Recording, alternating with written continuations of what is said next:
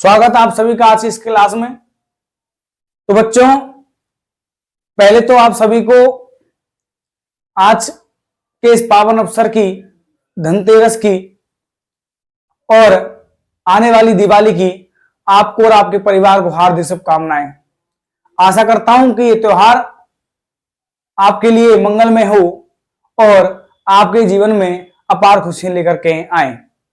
तो बच्चों, दिवाली की देखो छुट्टियां आरंभ होने से पहले आज की हमारी ये लास्ट क्लास होगी।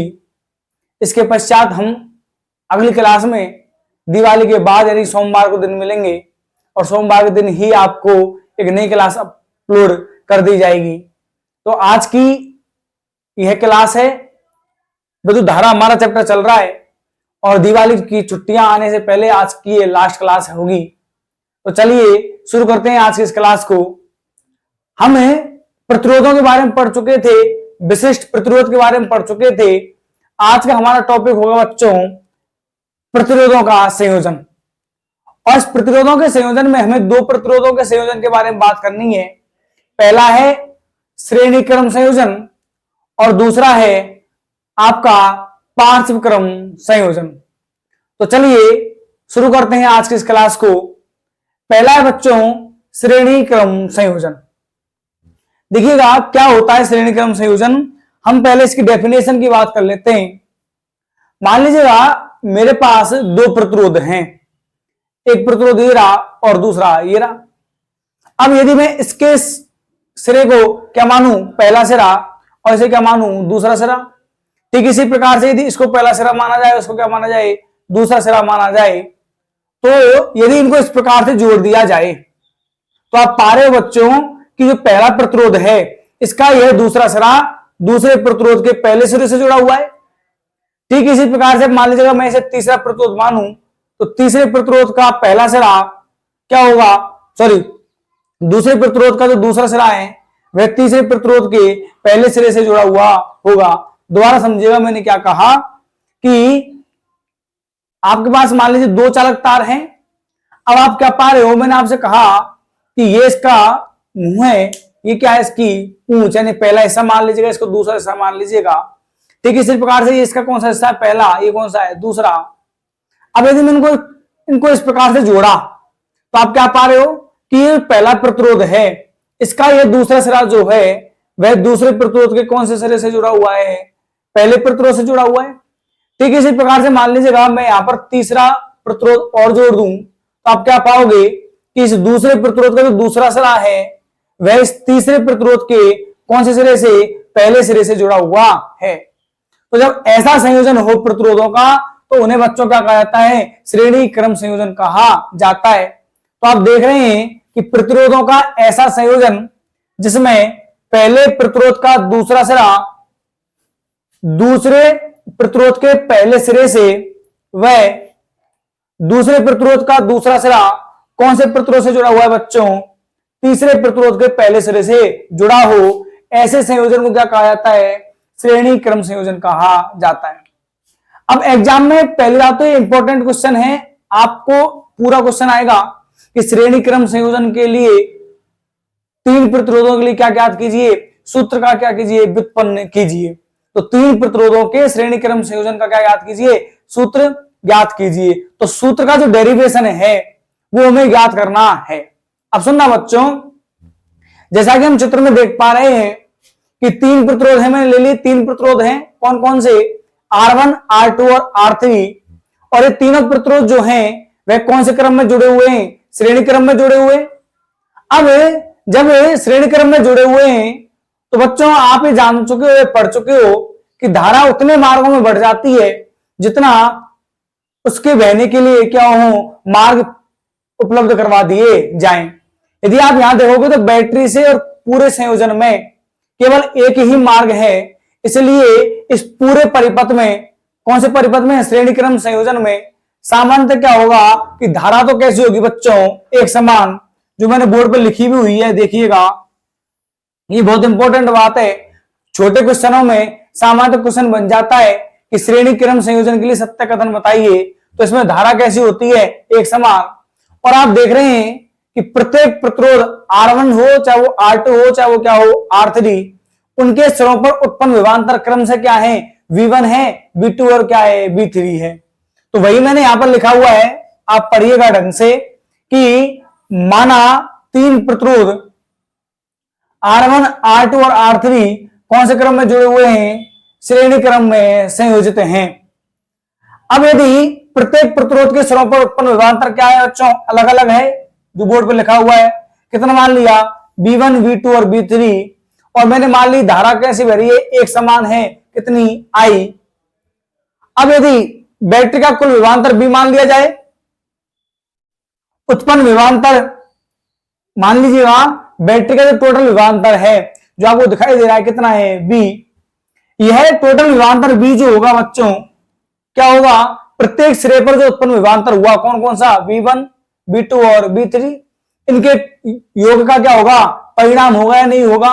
बैटरी का टोटल विभवांतर यदि B है तो B में से B1 कहां उत्पन्न हुआ, R1 के सिरों पर, B2 कहां उत्पन्न हुआ, सॉरी B1 कहां उत्पन्न हुआ, R1 के सिरों पर, B2 कहां उत्पन्न हुआ, R2 के सिरों पर, और V3 कहां उत्पन्न हो गया, R3 के सिरों पर उत्पन्न हो गया।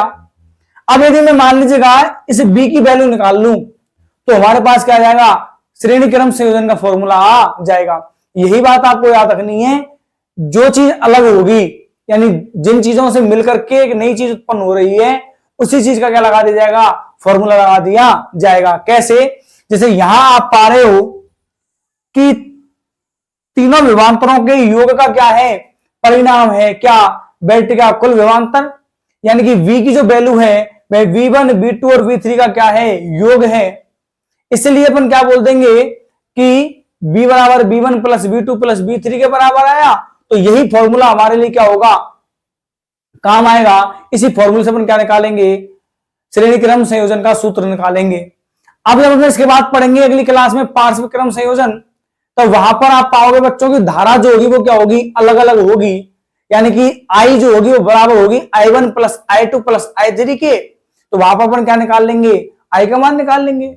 अब इस पूरे चैप्टर का राजा कौन है, ओम का नियम। तो वही प्रतिरोध R1 के सिरों पर उत्पन्न विभवांतर किस नियम से, ओम के नियम से। तो बच्चों विभवांतर R1 सॉरी प्रतिरोध R1 के सिरों पर उत्पन्न विभवांतर क्या है, B1 बराबर धारा क्या है I, प्रतिरोध क्या है R1, तो क्या आ गया B1 बराबर IR1। ठीक इसी प्रकार से क्या हो जाएगा, V2 बराबर क्या हो जाएगा IR2 और V3 बराबर क्या हो जाएगा IR3। अब मेरे पास B1 का मान आ गया, B2 का आ गया, B3 का आ गया। यदि मैं B का मान और निकाल लूंगा और इन सभी मानों को किस में रख दूंगा, समीकरण नंबर 1 में, तो मेरे पास क्या आ जाएगा, टोटल प्रतिरोध निकालने का फॉर्मूला आ जाएगा। तो देखना, मैंने मान लिया कि परिपथ में जो टोटल धारा बह रही है वो कितनी है I, और प्रतिरोध क्या है R, और विभवांतर क्या है B। मैंने मान लिया कि पूरे परिपथ का प्रतिरोध कितना है R, विभवांतर कितना है V, और धारा कितनी है I। तो यहां से क्या आएगा बच्चों, ओम के नियम से वापस से B बराबर क्या आ जाएगा IR आ जाएगा। अब मेरे पास B1 का मान आ गया, B2 का आ गया, B3 का मान आ गया और V का मान आ गया। इन सभी मानों को उठा करके मैं समीकरण नंबर 1 में रख रहा हूं। तो समीकरण नंबर 1 में मान रखने पर B की जगह क्या रखूंगा मैं IR, V1 की जगह IR1, B2 की जगह IR2 और V3 जगह क्या रखेंगे अपन IR3। तो यहां से आप पा रहे हो कि क्या कॉमन आ रहा है I। तो जब मैं I कॉमन लूंगा बच्चों तो R1 बचेगा, यहां बचेगा R2 और यहां क्या बच जाएगा R3। I से I कैंसिल आउट होगा और कैंसिल आउट होने पर क्या बच जाएगा, R बराबर R1 plus R2 plus R3। अब ये तो कितने प्रतिरोध हैं आपके लिए, 3। मान लो 4 हो तो एक और जोड़ देंगे R4, मान लो R5 हो तो एक और जोड़ देंगे क्या R5। तो यदि मान लीजिएगा टोटल परिपथ में कितने प्रतिरोध जुड़े हुए हैं, N प्रतिरोध जुड़े हुए हैं, तो तुल्य, तुल्य का मतलब क्या होता है बच्चों, कुल होता है। इसी को इंग्लिश में टोटल भी कहते हैं, इसी को परिणामी भी कहते हैं। तो आप किसी भी नाम का यूज कर सकते हैं, कुल कह लीजिए, टोटल कह लीजिए, तुल्य कह लीजिए, नेट कह लीजिए। तो तुल्य प्रतिरोध क्या हो जाएगा, दिए गए सभी प्रतिरोधों को सीधा जोड़ना, यानी कि R1 plus R2 plus R3 dot dot dot dot क्या RN। तो ये क्या हुआ बच्चों, ये फॉर्मूला हुआ किसका उत्पन्न, श्रेणी क्रम संयोजन के लिए। अब श्रेणी क्रम संयोजन के लिए आपने क्या उत्पन्न कर लिया, सूत्र उत्पन्न कर लिया। चलिए अब हम बात करते हैं अगले टॉपिक के बारे में। चलिए बच्चों अब हम बात करते हैं आगे। देखना कुछ महत्वपूर्ण बिंदुओं के बारे में यहां से आप से बात करने वाला हूं, क्योंकि सामान्यतः यहां पर क्वेश्चन पूछ लिए जाते हैं। पहला पॉइंट क्या बच्चों, कि जो विद्युत बल्ब होते हैं हमारे, आपने बल्ब देखे होंगे, उनमें जो टंगस्टन, जो तार जो है, तंतु जो है आपका, जो चमकता है, जो आपको क्या दे रहा है, प्रकाश दे रहा है, वो किसका बना होता है बच्चों, टंगस्टन धातु का बना होता है। तो पहले बात तो ये याद रखिएगा, इंपॉर्टेंट क्वेश्चन है, पूछ लेता है बहुत बार एग्जाम में कि विद्युत बल्ब के तंतुओं के निर्माण में किस धातु का उपयोग किया जाता है, तो सामान्यतः टंगस्टन का उपयोग किया जाता है। दूसरा, इनमें सामान्यतः गैसें भी भरी जाती हैं, और नॉर्मली मैं यदि एनसीईआरटी की बुक के अनुसार बात करूं कक्षा 10 के अनुसार, तो इनमें जो गैसें भरी जाती हैं, अक्रिय गैसें कौन कौन सी हैं, आर्गन, और एक कौन सी है, नाइट्रोजन। नाइट्रोजन सामान्यतः कम सक्रिय होती है, इसलिए उसे हम यहां पर अक्रिय भी कह रहे हैं, लेकिन आर्गन तो आप जानते ही हैं कि क्या ऐसी गैस है, अक्रिय। तो याद रखना, आपसे पूछा जा सकता है छोटे क्वेश्चनों में कि विद्युत बल्बों में सामान्यतः कौन सी गैसें भरी जाती हैं, तो आर्गन और नाइट्रोजन। तीसरा क्वेश्चन है आपका इंपॉर्टेंट, कि श्रेणी क्रम संयोजन में जो कुल प्रतिरोध प्राप्त होता है बच्चों, वह प्रत्येक प्रतिरोध से क्या होता है, ज्यादा होता है। अब आपको दिमाग कंफ्यूजन कर रही होगी, सर क्या कहना चाहते हैं आप, तो मैं तो आपको सिंपल सा एग्जांपल बताता हूं। अभी आपने श्रेणी क्रम संयोजन में कुल प्रतिरोध ज्ञात करने का क्या पढ़ा है, फॉर्मूला। तो मैंने मान लिया R1 की वैल्यू कितनी है बच्चों, 2 ओम है, R2 की वैल्यू मैंने मान ली कि 3 ओम है, और R3 की वैल्यू मानी मैंने कितनी ओम है बच्चों, 4 ओम। अब यदि मैं आपसे कहूं कि आपके पास 3 प्रतिरोध हैं, R1, R2 और R3, और ये कौन से क्रम में जुड़े हुए हैं, श्रेणी क्रम में संयोजित हैं, तो आप मुझे बताइए कि टोटल प्रतिरोध कितना होगा। तो क्या करोगे आप कहोगे कि सर टोटल निकालने के लिए मैंने सीधा जोड़ देंगे, यानी आप क्या करोगे, 2 + 3 + 4, यानी क्या ले आओगे, आपका आंसर आ जाएगा कितना ओम, 9। तो बच्चों आप ये यहां देख पा रहे हो कि जो टोटल प्रतिरोध है 9 ओम, वह इस 2 से भी ज्यादा है, इसकी वैल्यू इस 3 से भी ज्यादा है, और इसकी वैल्यू किससे ज्यादा है, इस R3 यानी 4 ओम से भी क्या है, ज्यादा है। तो जो टोटल प्रतिरोध आया कौन से क्रम में, श्रेणी क्रम संयोजन में, उसकी वैल्यू जो है वह दिए गए प्रत्येक प्रतिरोध से क्या है बच्चों, ज्यादा है। और यही बात मैंने आपके सामने लिखी है कि श्रेणी क्रम संयोजन में जो तुल्य प्रतिरोध होता है, टोटल प्रतिरोध जो होता है, वह प्रत्येक प्रतिरोध से क्या होता है बच्चों, ज्यादा होता है। तो आज की क्लास में बस इतना ही, मिलते हैं हम अगली क्लास में दिवाली की छुट्टियों के पश्चात। तब तक अपना और अपने परिवार का ध्यान रखिएगा, और एक बार फिर से आपको और आपके पूरे परिवार को धनतेरस की और दीपावली की हार्दिक हार्दिक शुभकामनाएं। धन्यवाद। जय हिंद।